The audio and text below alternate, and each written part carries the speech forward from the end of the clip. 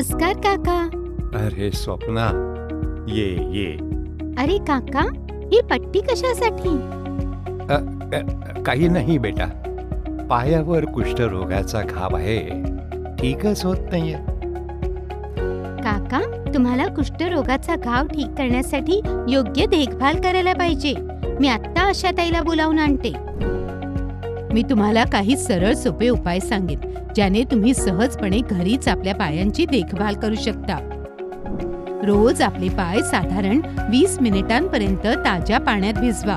जखमेच्या आजूबाजूची कडक त्वचा जड कापड किंवा टॉवेल, लुफा किंवा नारळाच्या शेंडीने खरवडून वेगळी करा.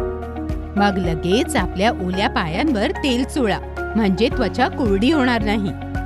जखमेला घाण आणि संक्रमण यापासून वाचवण्यासाठी नेहमी स्वच्छ कापड किंवा पट्टीने झाकून ठेवा.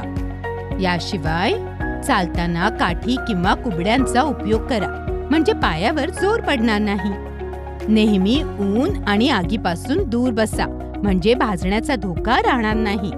पायांना जखम होण्यापासून वाचवण्यासाठी मांडी घालून कधीही बसू नका.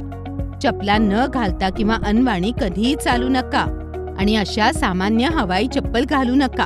फक्त त्या चपला वापरा ज्या मऊ आहेत आणि तुमच्या जखमेला वाढू देणार नाहीत. या तुम्हाला प्राथमिक आरोग्य केंद्रातून मोफत मिळतील.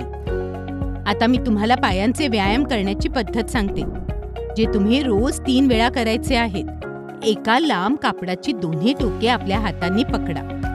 कापडाचा मधला भाग आपल्या पायांच्या खाली ठेवा आणि कापडाला 10 वेळा मजबूतीने आपल्याकडे ओढा.